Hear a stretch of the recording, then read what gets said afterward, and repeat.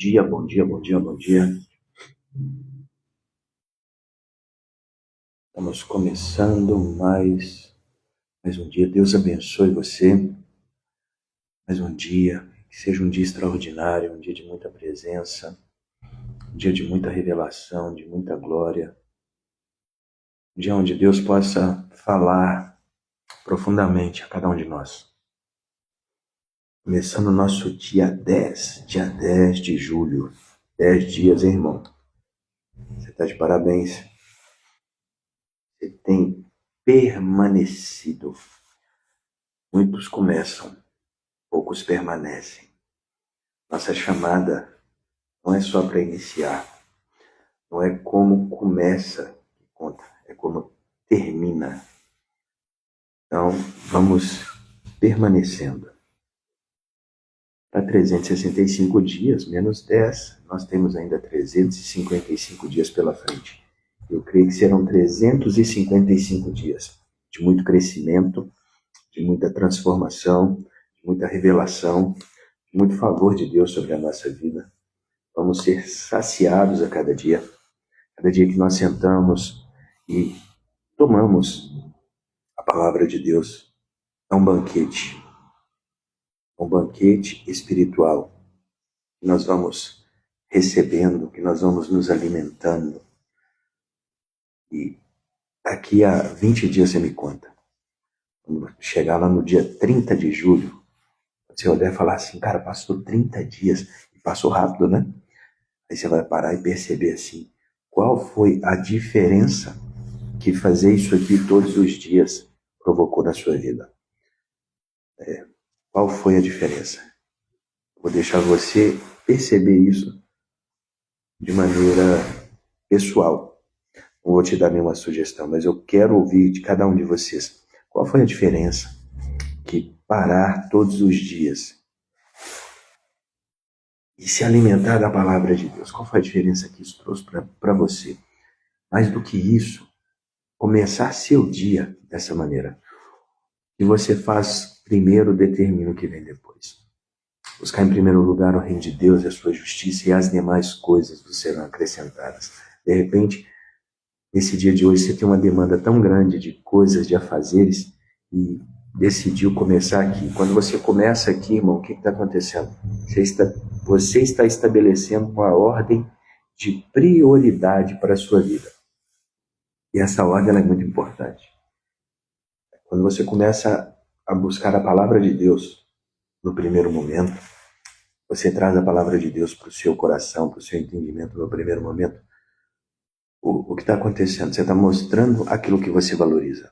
Você está mostrando não só para o céu, mas para a terra, para todos, aquilo que você valoriza. Gisele, seja bem-vinda. Deus abençoe sua vida. Gisele está aí, permanecendo. Dia 10. Nós somos aqueles que permanecem, amém? Então vamos lá. Sem mais delongas, vamos começar aqui. Hoje nós estamos aqui no dia 10 de julho. Na Bíblia que nós estamos usando aqui como direcionamento, né? A Bíblia 365 dias. Hoje nós vamos começar aqui na leitura de 1 Crônicas, capítulo 9. 1 Crônicas, capítulo 9. E o que começa falando aqui, né? Todo Israel foi listado nos registros genealógicos do livro dos reis de Israel. Houve um registro de toda a nação que foi feito nos livros. O texto fala assim, ó, o povo de Judá foi exilado na Babilônia por causa da sua infidelidade. Os primeiros exilados a regressar às suas propriedades em suas respectivas cidades foram os sacerdotes, os levitas, os servidores do templo, além de outros israelitas. O que esse texto mostra? Presta bem atenção. Aqui está falando do quê? De pessoas que começaram a regressar. Capítulo anterior, eles tinham sido exilados, eles foram levados presos, estavam presos em uma outra nação trabalhando. Aí, o que acontece? Eles começaram a regressar, Deus começou a restaurar, a libertar o seu povo. Agora, presta atenção, quem foram os primeiros que foram libertos? Né? Mas, mais do que isso, presta atenção, o primeiro verso aqui fala que todo Israel foi listado os registros genealógicos. O que é o registro genealógico? É a árvore, né? É conhecer os meus antepassados, é ter um registro de onde eu vim, quem são as minhas raízes. Agora, isso fala de quê? Né? Registrar linhagens e funções não é mero detalhe aqui. Isso fala de quê? É sobre a identidade e a memória espiritual. Está falando de quê? De identidade e de memória espiritual. Por quê? Um povo sem raiz é um povo sem história.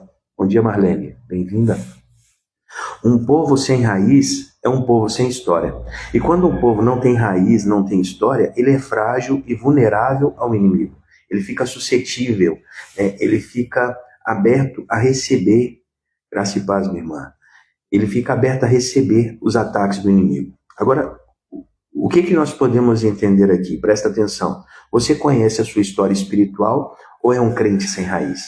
Irmão, é muito importante você, na sua caminhada cristã, desenvolver raízes. O que é desenvolver raízes? Por que eu preciso desenvolver raízes?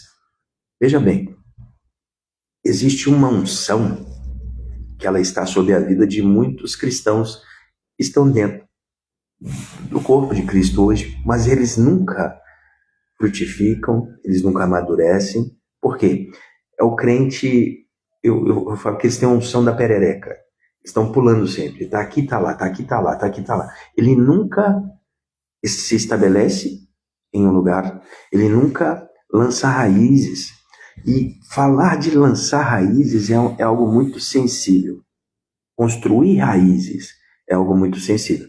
Porque uma raiz, ela é estabelecida a partir da morte e não da vida. A semente, quando ela é lançada ao solo, a primeira coisa que acontece é a morte da semente. Quando eu lanço uma semente no solo, a primeira coisa que acontece é a morte. Ela vai morrer. Só que é a morte da semente que libera a vida que ela carrega. Toda semente carrega vida.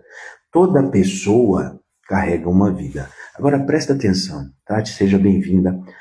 Agora presta atenção. Por que muitas pessoas não conseguem frutificar? Porque elas não têm raízes. Elas são pessoas volúveis. Hoje elas estão, amanhã não estão. Hoje elas estão com você, amanhã elas não estão mais. São pessoas que qualquer coisa leva a elas. E por que elas são levadas tão facilmente? Porque elas não estabeleceram raízes. Então, irmão, ter raízes é muito importante. Ser enraizado é algo muito importante na nossa caminhada. Quando nós vamos amadurecendo na nossa caminhada cristã, é muito importante checar nossas raízes. E o que essa passagem fala, né? Registrar as linhagens não é apenas uma função ou um detalhe. Isso é o quê? É sobre identidade e memória espiritual. É saber de onde eu vim. É saber que eu não cheguei aqui ontem. Eu tenho um registro, né? Isso tira de mim o quê? A minha fragilidade diante do inimigo. Isso elimina a minha fragilidade, ter o registro. E de repente você fala assim, mestre, dentro da minha casa, na minha família, eu sou a primeira pessoa, né? Não teve outra.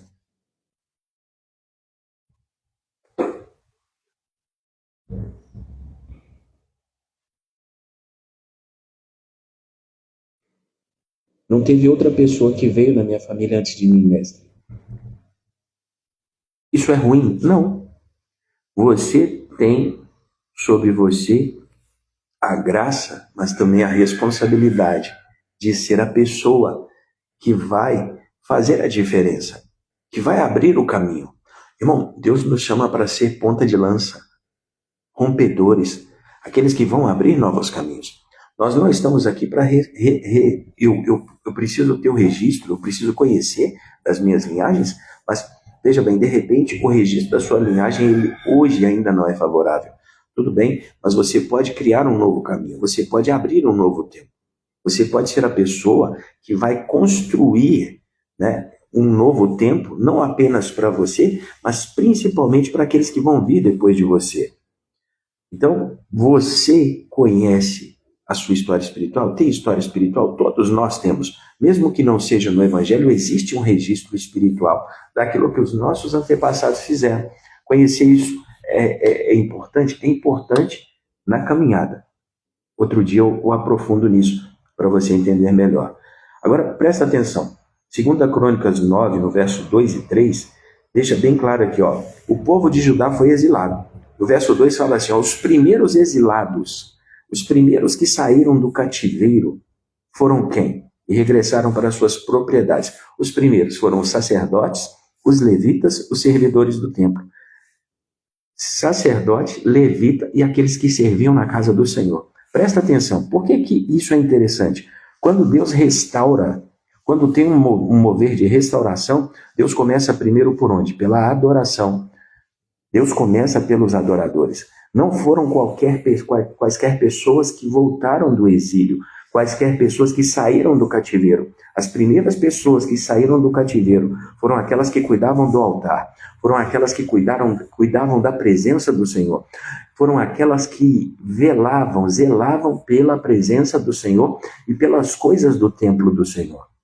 Estes foram os primeiros a regressar. A volta ao altar é o primeiro passo antes de reconstruir qualquer muralha da cidade. Presta atenção, Jerusalém estava destruída.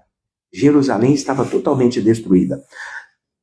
Quando Deus começa a restaurar, ele não restaurou primeiro os muros, ele não restaurou primeiro o palácio, ele não restaurou qualquer lugar primeiro. Qual foi a primeira coisa que começa a ser restaurada no tempo que Deus começa a tirar o seu povo do cativeiro? Foi o templo do Senhor.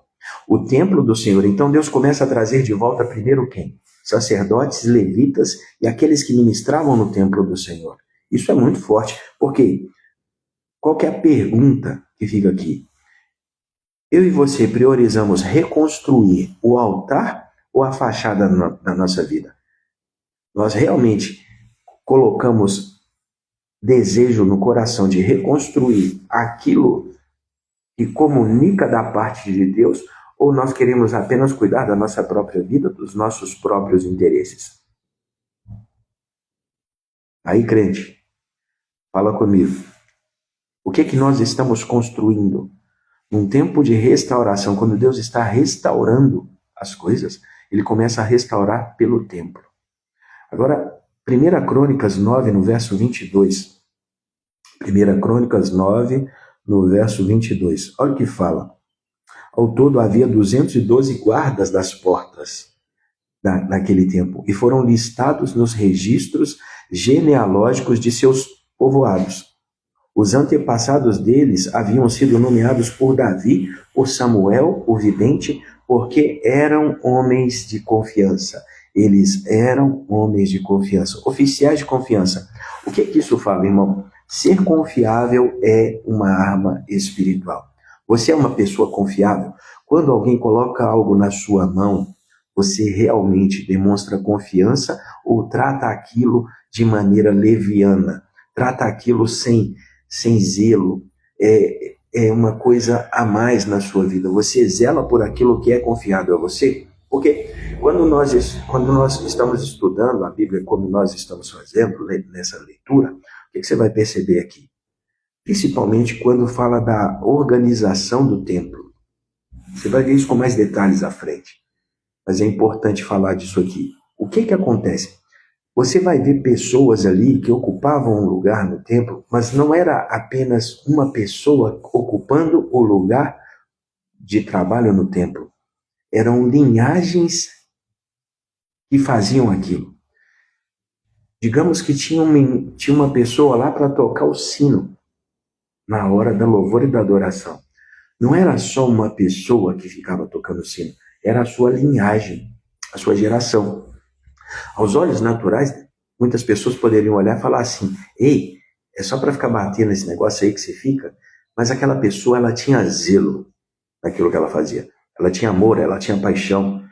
Não era apenas mais uma coisa, ou uma coisa boba, uma coisa inútil. Ele entendia o peso do que ele contribuía na celebração, quando eles estavam cultuando ao Senhor, quando eles estavam adorando ao Senhor. E não era apenas uma questão pessoal, de uma única pessoa. A linhagem, aquilo era passado de pai para filho, de pai para filho, de pai para filho. Havia um momento na vida do homem que ele recebia aquilo do seu pai. Ele ficava esperando, ansiando por receber essa transferência de função de ministrar ao Senhor no templo. Então, as funções ali eram distintas. Por quê?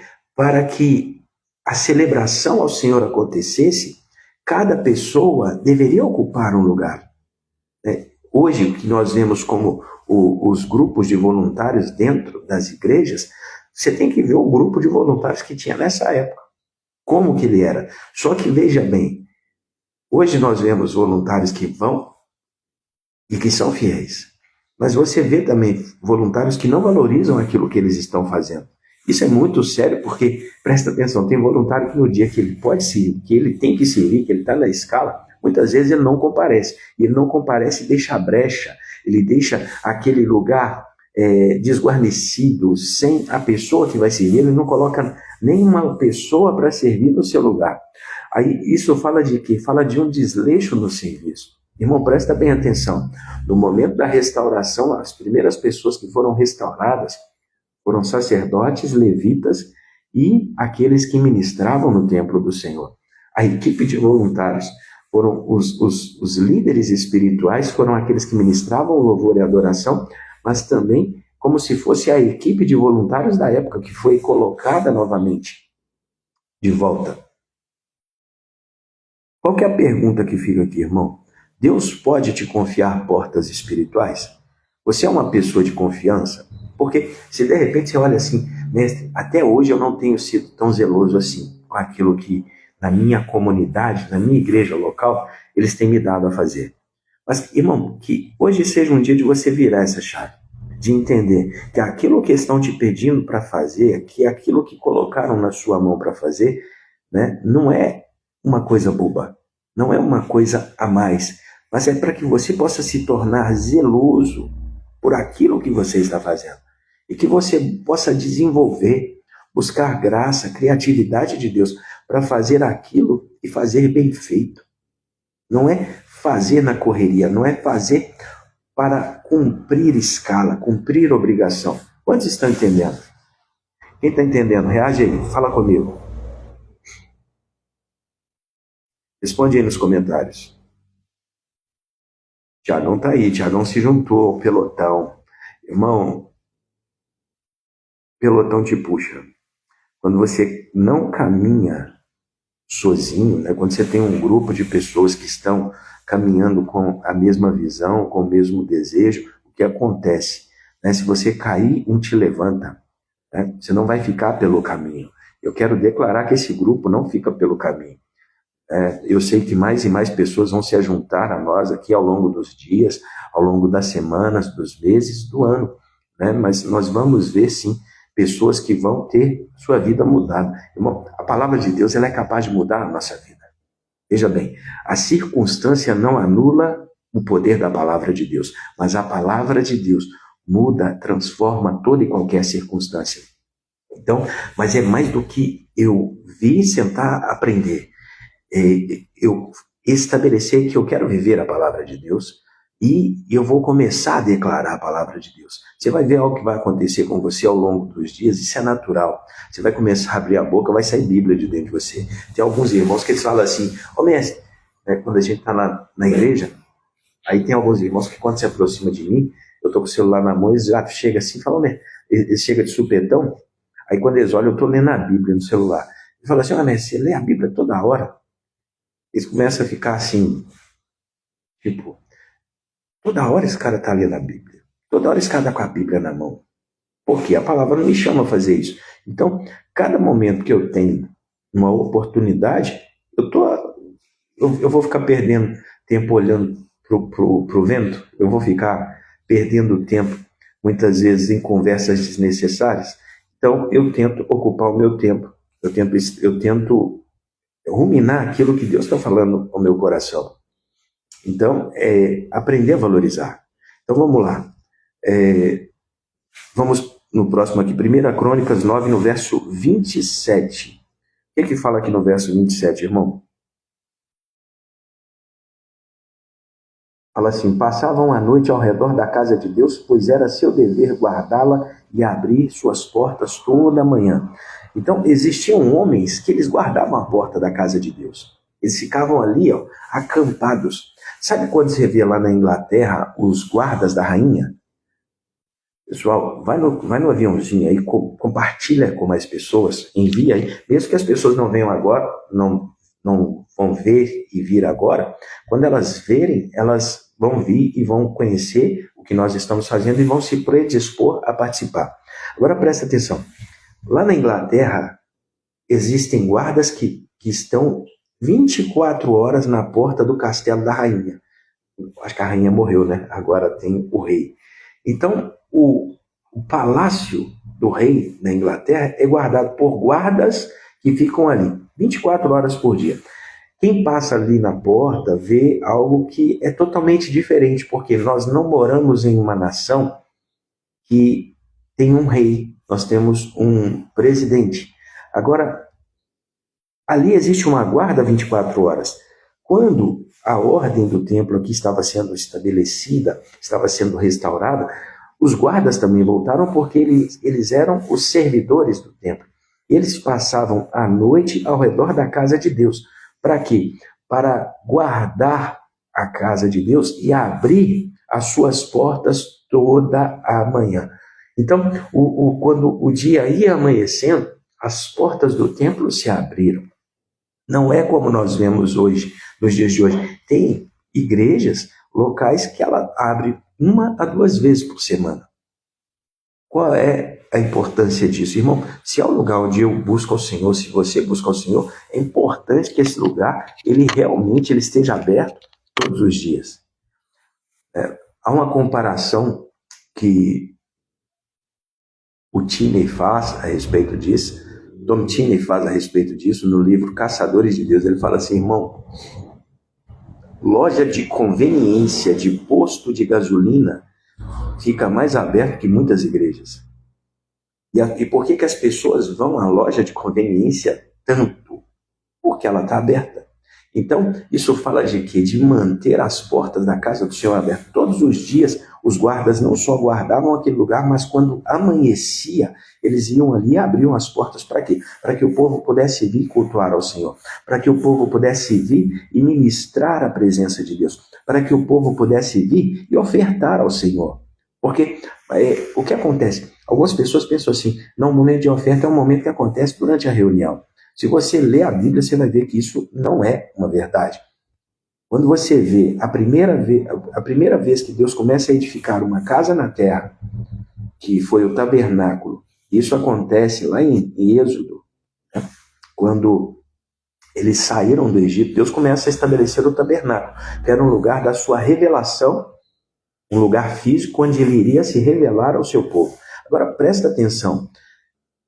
Não foi numa reunião que foi pedida as ofertas para que o povo viesse entregar, para que o tabernáculo pudesse ser edificado. Foi pedido em um momento comum.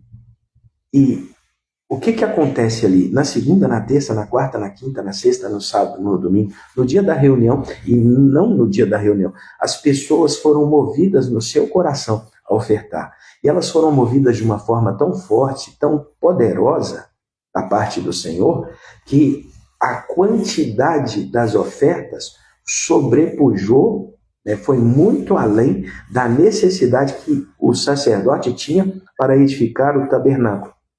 A planta que Moisés recebeu do Senhor para edificar o tabernáculo era muito detalhe, mas o que ele recebeu, o recurso, foi muito além. Ao ponto dos que administravam a obra, a construção, eles chegaram para Moisés e falaram assim, Moisés, te pedi uma coisa, fala para o povo parar de ofertar, porque tem mais do que necessário. Tem mais do que necessário. Eu fico imaginando, muitas vezes, pastores e líderes que estão à frente de uma obra, de uma igreja, olhando para um texto desse, como que deve ficar o coração dele, falando assim, Deus move assim hoje também. Move assim hoje no meu tempo, Porque as pessoas, elas entendem muitas vezes que o momento de ofertar, de contribuir, de ser grato, de expressar a gratidão para com Deus, abençoando a obra que está sendo feita, é apenas um momento durante a reunião. E não é. Presta bem atenção. Você pode estar no seu trabalho, na sua casa, fazendo coisas mais aleatórias, e Deus pode mover no seu coração e falar assim: Tati, hoje é dia de você ofertar. Ah, Paiva, hoje é dia de você ofertar. Marlene, hoje é dia de você ofertar. Eu quero que você oferte algo a mim hoje. E tá tudo bem, irmão. Não tem que ser no momento da reunião. Presta atenção. Eu falo de experiência pessoal. Os momentos onde Deus mais me moveu a fazer ofertas diferentes, não estou falando aquela oferta que você faz no dia a dia, estou falando uma oferta que você faz consciente. Ela aconteceu, eu estava dentro da minha casa. Eu estava dentro da minha casa, Gisele. Eu estava sentado numa mesa como essa, Deus moveu meu coração e falou assim: ei, eu quero que você faça isso. Mas será que é Deus falando comigo? Irmão, você acha que o diabo vai mandar você ofertar? Presta atenção. Quando você oferta, você está sendo abençoado.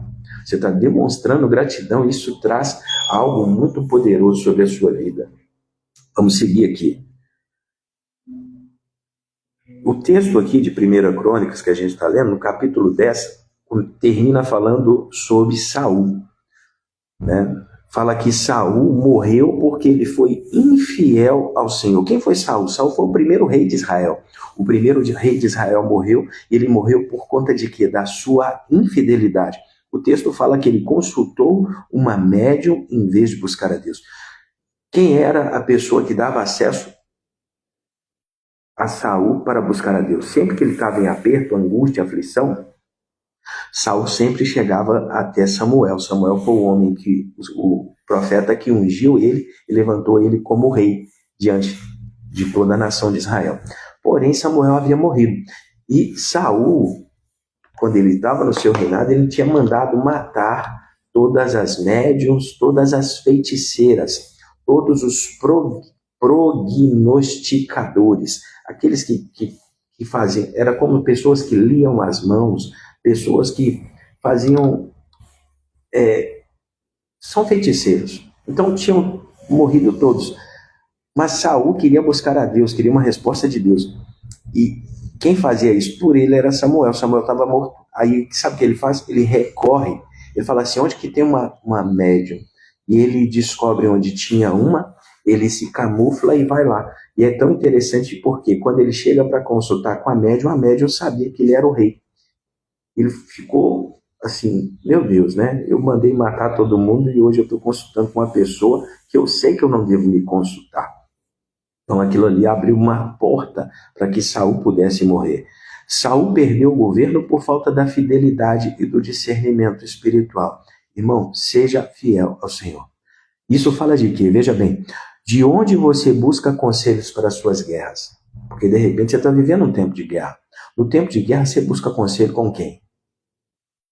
Quem são seus conselheiros?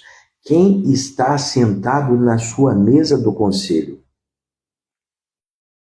Isso eu aprendi alguns anos atrás. Você deve estabelecer uma mesa de conselho.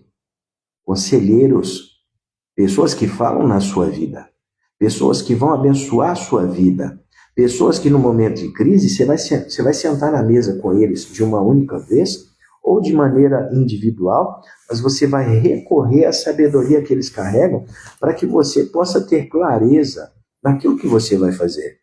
Você não vai sair perguntando para gente no ponto de ônibus, dentro do ônibus, gente que você nem conhece, o que ele acha que você tem que fazer. Você vai recorrer aos seus conselheiros. Sabedoria é você estabelecer conselheiros na sua mesa. Está entendendo, pessoal? Coloca nos comentários, então, a palavra conselheiro. Porque o fracasso de Saul aqui é porque ele não tinha conselheiros. O conselheiro espiritual dele morreu. E ele, em vez de se alinhar a um outro conselheiro espiritual, não. Ele foi se alinhar procurando o quê? Um feiticeiro, um médium. E isso sentenciou ele a viver o fracasso. Agora, presta atenção. Entramos aqui no livro, no Novo Testamento. No Novo Testamento, o que está acontecendo? Ontem nós terminamos vendo que Paulo estava no barco sendo levado. Porém, o que acontece? Abateu a tempestade, o céu fechou. O céu ontem, né, quando nós finalizamos a leitura, o céu tinha fechado a tal ponto, as trevas, o sol se escondeu, a lua e as estrelas se apagaram, Tati. O texto fala que as trevas estavam sobre eles. Eles não conseguiam enxergar um palmo na frente do seu nariz, porque estava uma escuridão tão densa. Aí, hoje a gente continua. Aí está aqui Atos 27, no verso 21. Atos 27, no verso 21. O que nós vamos ver aqui? Ó? Fazia tempo que ninguém comia. Por fim, Paulo reuniu a tripulação e disse: os senhores deveriam ter me dado ouvidos no princípio e não ter deixado bons portos. Teriam evitado todo esse prejuízo e perda. O que acontece? Paulo trouxe a direção, falou: ó, eu não acho prudente que possamos sair daqui. Paulo era a voz espiritual daquele barco. Não acho prudente que nós possamos sair agora. Porém, o capitão e o dono do barco, que visava o lucro, falaram: vamos embora, vamos sair sim. E eles saíram. O que acontece? No momento que eles saíram, o tempo fechou e eles foram levados para o meio do mar numa tempestade e o vento nordeste, lembra? O vento nordeste se abateu. Então, o que fala aqui? Paulo continua falando assim: mas tenham bom ânimo, o navio afundará, mas nenhum de vocês perderá a vida. Sincero, Paulo, né? Deixa eu te falar, o navio vai afundar, mas vocês vão viver. Essa é a boa notícia. Tem uma boa e a má notícia. Qual que você quer receber primeiro? Fala, amar, o navio vai afundar. Ai, meu Deus, fique em paz, ninguém vai morrer. Era isso que Paulo falou. Verso 23. Pois ontem à noite um anjo de Deus, a quem pertenço e sirvo, se pôs ao meu lado e disse: não tenha medo, Paulo. É preciso que você compareça diante de César e Deus, em sua bondade, concedeu proteção a todos que navegam com você. O que Deus falou com Paulo? Paulo, eu tenho que te levar a um lugar. Está aqui dentro desse barco, Paulo, faz parte do seu destino profético. Eu estou te levando para o seu destino. Agora, eu não posso deixar que você morra. Então você não vai morrer. E quem está no barco com você, Paulo, vai sobreviver. Pode falar com esse povo que eles vão sobreviver. Irmão, quem está no teu barco? Se você está vivendo o seu destino profético, o que acontece? Você pode estar na tempestade, mas a tempestade, ela passa e você prossegue. Agora, quem estiver no seu barco vai junto. Então, cuidado com quem você coloca no seu barco. Cuidado com quem você chama para andar com você. Verso 25. Portanto, tenham bom ânimo. Creio em Deus. Tudo ocorrerá exatamente como ele disse. Imagina, irmão, eles estavam no meio do mar, não soprava um ventinho para levar o barco nem para lá e para cá, eles estavam à mercê das ondas. Aí tinha hora que vinha a tempestade queria levar o barco a pique. E o que acontece? Paulo aparece e fala assim: um anjo me visitou e Deus falou comigo que eu não vou morrer, e se eu não vou morrer, pode ficar tranquilo, vocês estão comigo. Vocês também não vão morrer. Então, é hora de ter bom ânimo, porque eu creio, Paulo fala assim, eu creio na palavra do Senhor que isso vai acontecer exatamente como ele disse. Qual que é a reflexão que a gente tira aqui? Paulo não mascara a crise. Tinha uma crise? Tinha uma crise. E Paulo foi bem transparente. Ele revela a verdade e aponta a promessa. Vai acontecer isso, isso e isso. Pode ficar em paz. No final, é isso que acontece. O que nós vamos aprender? Na guerra espiritual, não basta falar palavras doces. É preciso verdade e direção. Aí eu não gosto do jeito que você fala comigo, mas essa é a verdade. Você quer que eu maquie uma verdade? Qual que é a pergunta que a gente tem aqui? Você prefere profetas que confortam ou que confrontam? Você está no meio da crise, você quer um profeta que vem ali só para passar um pano quente, ou que ele realmente te confronte, mas ele te mostre que aquilo que você precisa ver para que você tenha a ação correta. Porque tem muitas pessoas que eles querem sempre buscar as boas palavras, as palavras doces, por mais que sejam mentirosas. Cuidado com o profeta de mentira. Cuidado com aquele profeta que só dá a profetada. Ele fala só aquilo que a sua alma quer ouvir, não aquilo que o seu espírito precisa ouvir. É muito diferente. Você caminhar com pessoas que realmente falam aquilo que você precisa ouvir e não aquilo que você quer ouvir. Então, pare de buscar conforto e aceite os confrontos, porque é no confronto que nós vamos crescer, vamos mudar. Atos 27, no verso 31, olha o que fala. Verso 31. Paulo então disse ao oficial no comando e aos soldados: se os marinheiros não permanecerem a bordo, vocês não conseguirão se salvar. Por quê? Porque tinham pessoas que estavam ali querendo pular do barco. Eles começaram a se aproximar da margem.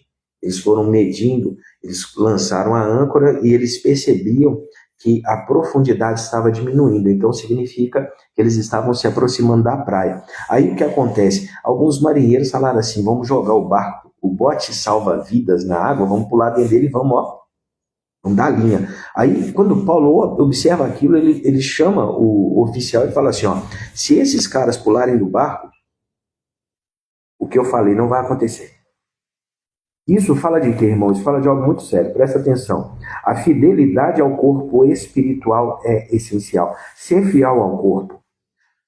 Veja bem, Cristo é um corpo com muitos membros. Por que eu falei com você lá da importância das raízes? Porque pessoas sem raízes são pessoas que elas estão no corpo, mas não fazem parte do corpo.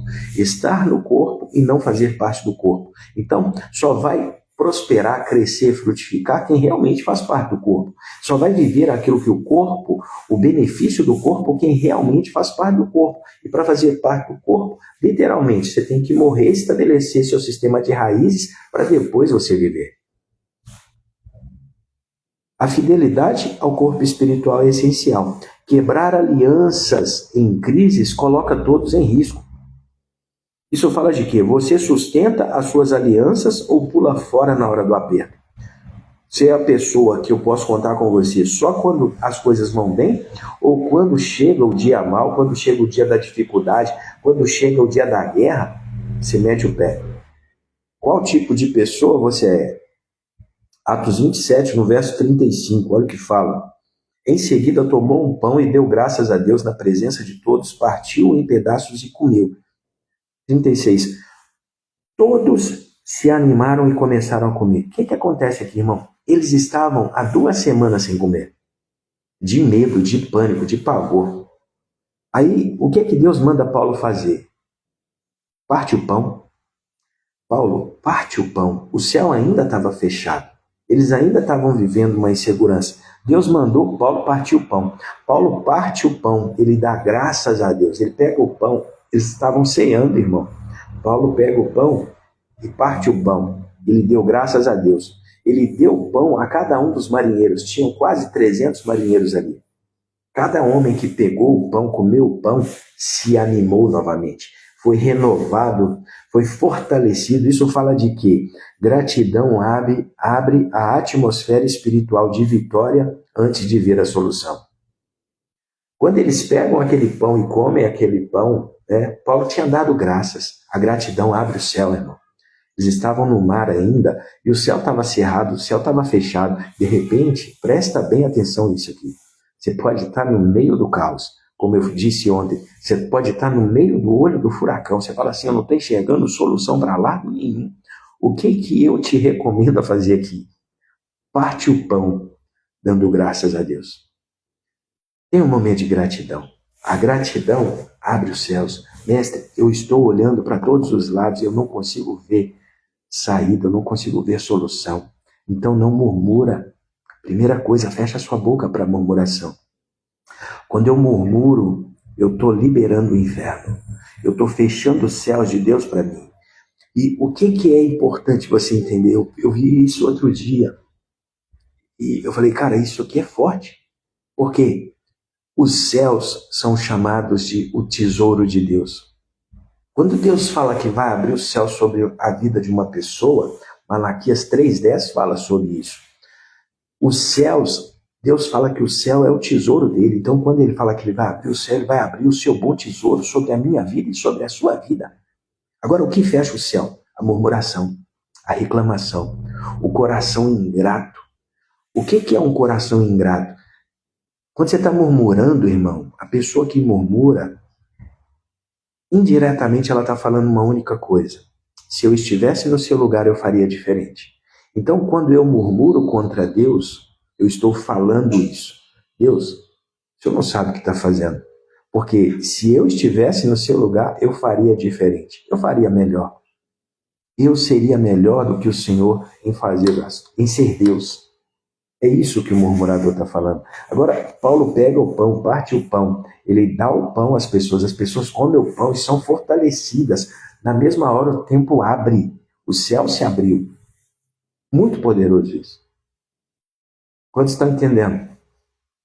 Você está entendendo? Escreve nos comentários. Gratidão. Gratidão. Irmão, a minha oração é que nesses dias, hoje é que dia 10 de julho, viva dias de gratidão.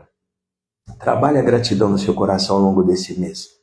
De repente você está vivendo tempos de tempestade, tempos de céus fechados. Irmão, se você mudar a sua atitude, você vai ver o céu se abrir. Muda o seu coração, Paiva. Muda o seu coração, Marlene. Expressa mais gratidão, Rose. E você vai ver Deus abrindo o seu bom tesouro. E você vai ver o céu se abrir. Gratidão abre a atmosfera espiritual. A sua boca libera vida ou medo nos ambientes de crise.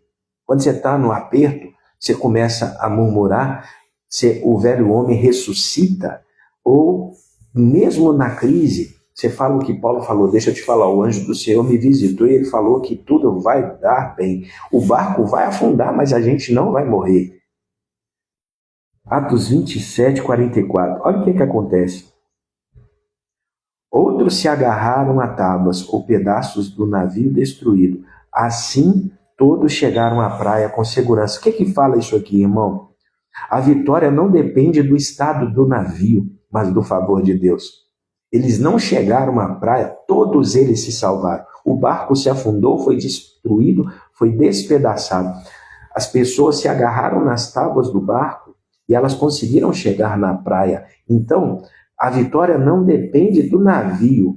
De repente, você está colocando a sua confiança na ferramenta que você recebeu. Só que presta atenção, a vitória depende do Senhor. De repente você fala assim, eu criei um método, eu criei o negócio que vai mudar a minha vida. Rei, a minha vitória depende do Senhor. Presta atenção, existe um provérbio que fala assim, prepara o cavalo para o dia da batalha. Ontem nós falamos de guerra e hoje ainda estamos aqui vendo um cenário de guerra, guerra espiritual.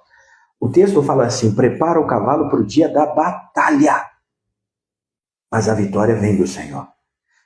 A obrigação de selar o cavalo é minha.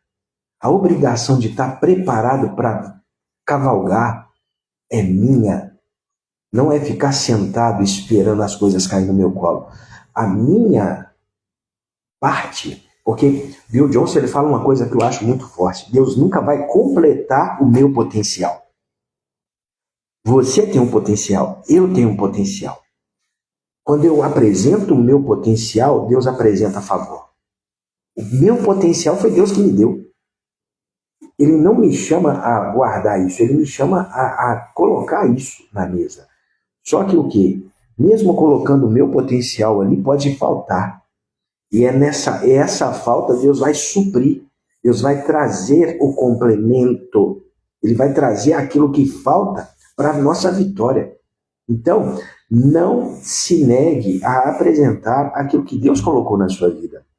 Foi isso que aconteceu. Agora, o que nós aprendemos aqui com essa situação? O barco despedaçou, mas as pessoas chegaram. O que nós vamos aprender? Você aceita chegar de forma imperfeita no seu destino ou você quer chegar em glamour? Você aceita que Deus te leve ao seu destino da maneira que Ele quer te levar ou você só aceita chegar se for da maneira que você quer? O importante é chegar, irmão. O importante é chegar. Não é como começa que conta, é como termina. Como que você quer terminar? Eu quero terminar. Eu quero ser aquele que vai permanecer, que vai chegar até o fim. Então vamos lá. Aí nós entramos aqui no livro de Salmos. No trecho do livro de Salmos hoje, É um dos salmos que eu acho ele muito belo, porque ele fala da magnificência da criação do homem. Olha o que ele fala aqui, no verso do 1 ao 4. Fala assim, ó Senhor, nosso Senhor, teu nome majestoso enche a terra. Tua glória é mais alta que os céus. Tu ensinaste crianças e bebês a anunciarem a tua força. Assim calaste teus inimigos e todos que a ti se opõem. Quando olho para o céu e contemplo a obra dos teus dedos, a lua e as estrelas que ali puseste, pergunto. Por quê? O salmista está olhando para toda a criação. E quando ele contempla a criação, vem uma pergunta no seu coração. Quem são os simples mortais para que pense nele? Deus, o Senhor criou todas as coisas. Olha a magnificência de tudo. Olha a grandeza de tudo que o Senhor criou. Aí Davi olha para o homem e ele fala assim, quem somos nós, simples mortais, para que o Senhor pense em nós? Quem são os seres humanos para que com eles tu te importes? Verso 5. E, no entanto, os fizeste apenas um pouco menores do que Deus, e os coroaste de glória e de honra. Qual a revelação que o salmista traz? Deus faz o homem apenas um pouco menor do que ele. Gênesis 1, 26. Somos feitos à imagem e semelhança de Deus. Carregamos a imagem e semelhança. Carregamos algo da parte de Deus. Todo homem carrega. Então, qual é a revelação de Davi? Que Deus fez o homem um pouco menor do que ele e o coroou de glória e honra. Todo homem é revestido de glória e de honra. Até aquele homem que você não gosta. Até aquela pessoa que você olha e fala assim, desprezível. Ele é criação de Deus. Ele é obra das mãos de Deus. O que aqui nós podemos entender, irmão? Só entende a autoridade espiritual quem entende a sua identidade. Quem te fez, irmão? Isso é imagem e semelhança do próprio Deus. Agora, guarda isso. Só entende a autoridade espiritual quem entende a sua identidade. Sua identidade não é o RG que você carrega aí, não. Estou falando da identidade espiritual. Você é filho de Deus. Mais do que ser filho de Deus, né? Declara aí, eu sou amado. Eu sou amado, meu Pai me ama. Declara aí, eu sou amado. Essa é uma declaração para você fazer todos os dias. Uma pergunta para você, você vive a partir da sua coroa ou da sua carência? Você vive a partir da sua coroa ou da sua carência? Por quê? A palavra fala, contudo coroaste.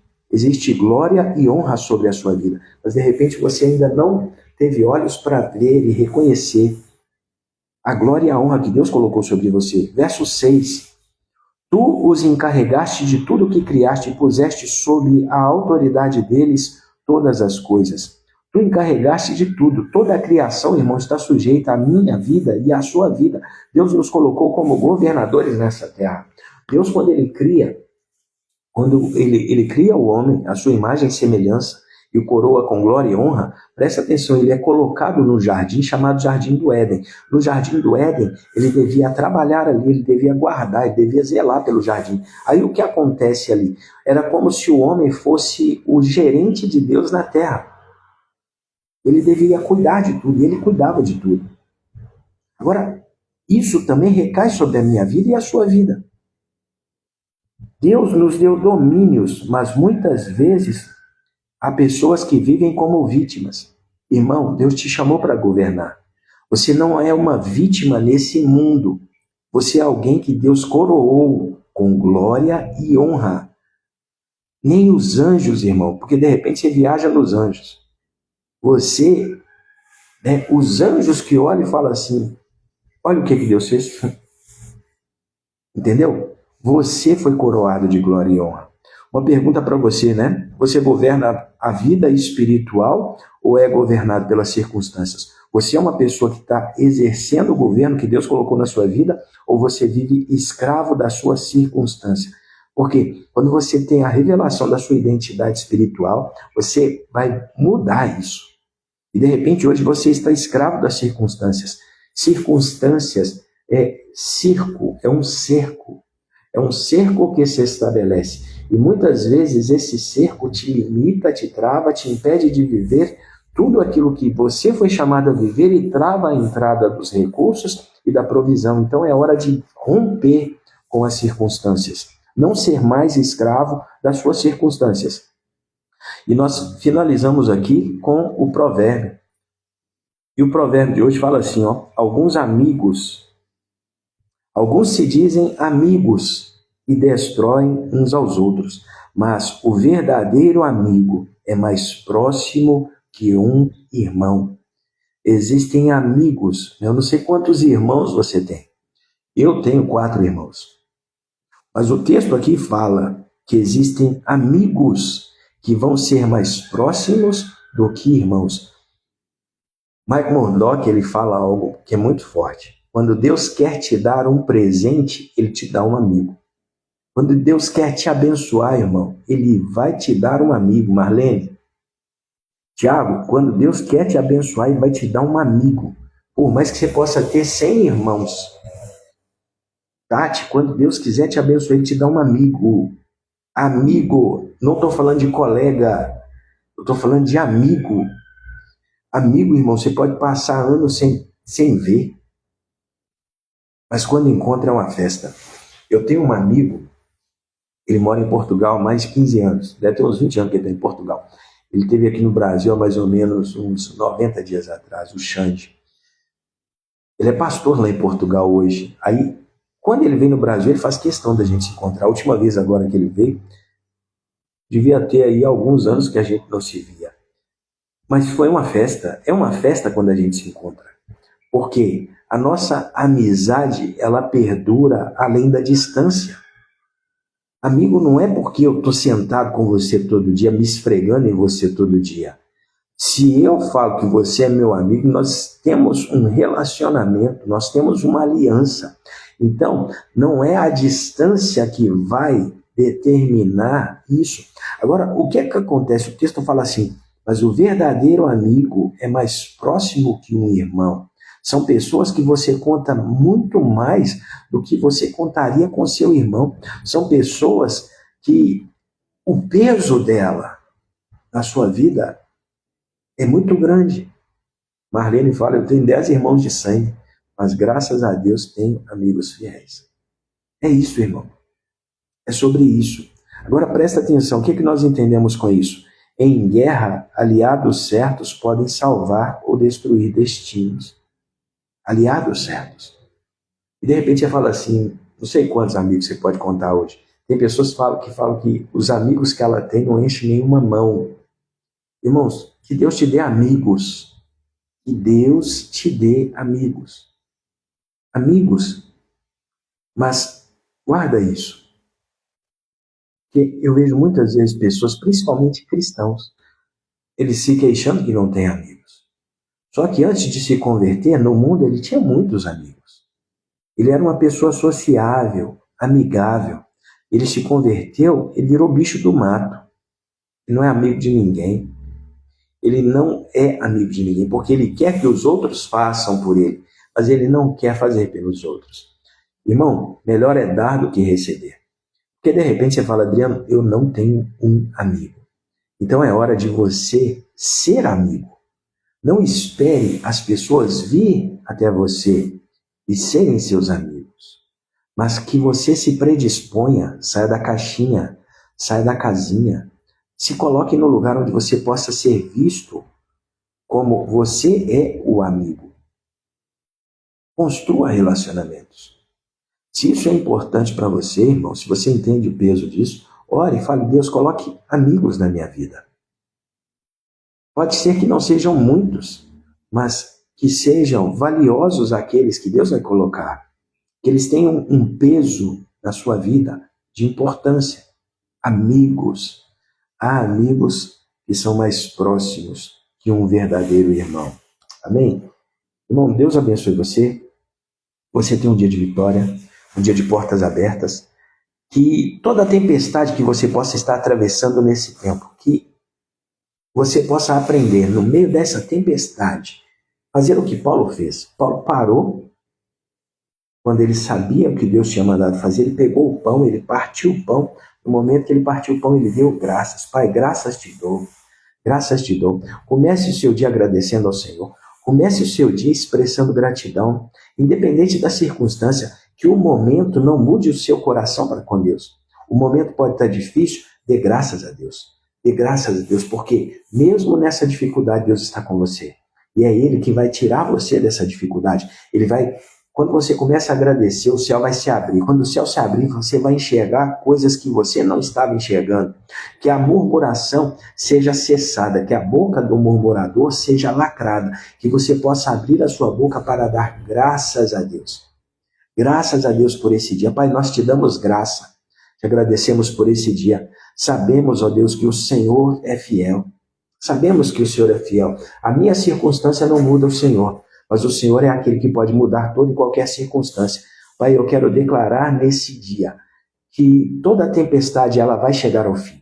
A tempestade ela vem e ela passa, mas a nossa vida ela permanece e ela avança. Pai, eu quero declarar que aqueles que estão desanimados nessa manhã, nós não partimos aqui, Pai, um pão natural, mas um pão espiritual. Eu quero declarar que cada um que comeu e que comerá dessa palavra, que é um pão, nem só de pão viverá o homem, mas de toda a palavra que sai da boca do Senhor. Comemos da palavra que sai da boca do Senhor. Isso nos alimenta, nos satisfaz, nos sacia no espírito. Pai, eu quero declarar que ânimos são renovados aqui nessa manhã.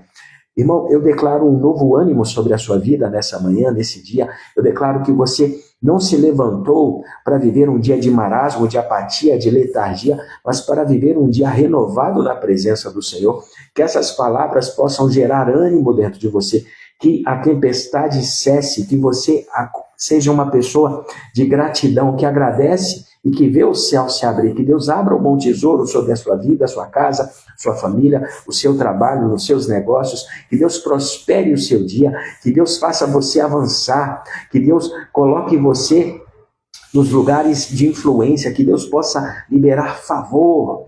Não é o seu barco que leva você em segurança, é o favor de Deus, mas que você apresente o seu potencial, que você apresente aquilo que você tem nas mãos, e que você possa ver o favor de Deus vir sobre a sua vida, sobre as suas mãos, sobre o seu trabalho, e que isso venha gerar novos resultados. Pai, eu declaro, esse segundo semestre é um grande tempo na nossa vida, um tempo de avanço, de crescimento, um tempo de prosperidade do Senhor na nossa vida.